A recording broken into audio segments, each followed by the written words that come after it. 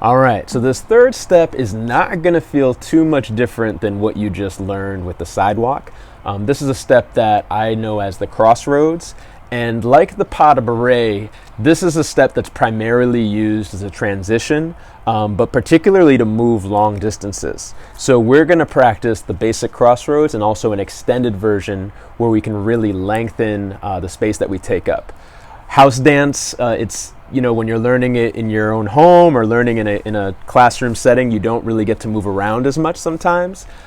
This step is going to really show you how you can take up space if you were at a club or at a jam where you have a lot of room to dance. So I'm going to show you the Crossroads as well as a variation on it that lets you use it with the Pas de Bourree. All right, let's get to the Crossroads. So the Crossroads is essentially a grapevine. Similar to the sidewalk, I cross my leg in front and put all of my weight onto it.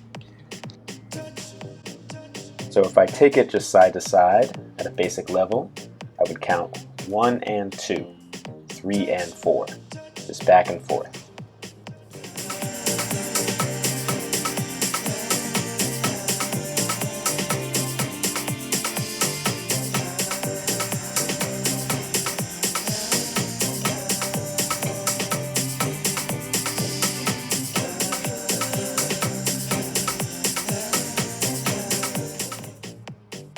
Now when I extend it, I take 7 steps. And I start behind, I move out to the side, I step in front.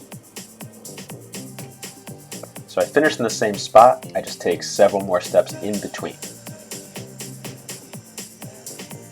So you can use this step to travel and take up more space than usual.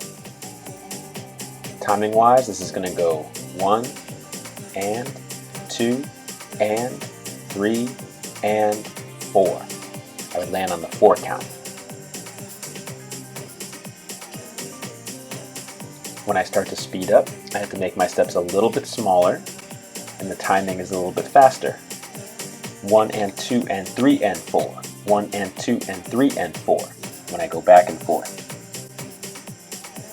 Think that your hips are constantly in motion, and as a general rule of thumb, I just have my hips follow where my knees are naturally pointing.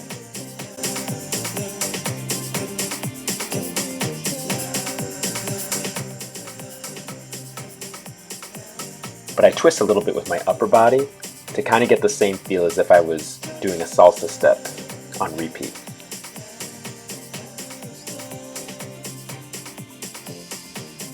So you can finish this step however you want. One variation of what I'm doing now is to add the Pas de Bourree at the end.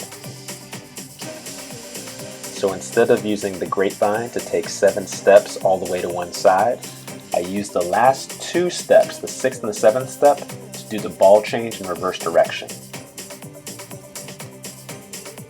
The timing stays the same, but think that the and 4 is where you change your weight and send yourself going back in the other direction.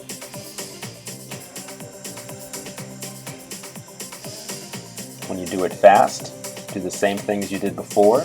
You're just going to change your weight a little bit sooner. That's all. When I land on the 4, with this song in particular, you'll hear a snare sound.